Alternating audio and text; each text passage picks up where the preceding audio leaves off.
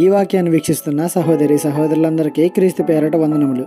ఈరోజు వాక్యం ద్వారా దేవుడు మనతో చెప్తున్న మాట, తలనెరిసి వృద్ధునయ్యుండు వరకు నన్ను విడువకము. కీర్తనల గ్రంథము 71వ అధ్యాయము 18వ వచనము.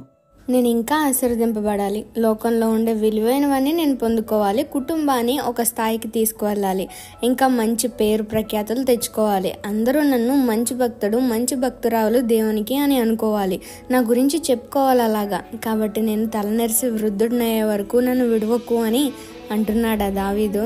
మనమైతే అలాగే అడుగుతాం దేవుణ్ణి, నిజమా కాదా?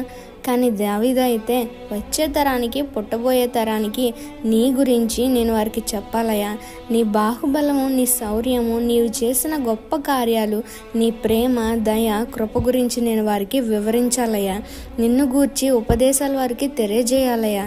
కాబట్టి నన్ను విడవద్దు, నిన్ను ప్రకటించాలి, నాతో ఉండు అంటున్నాడు. మరి మనమేం చేస్తున్నాం? కనీసం మన పిల్లలకి చెప్పగలుగుతున్నామా దేవుని గురించి?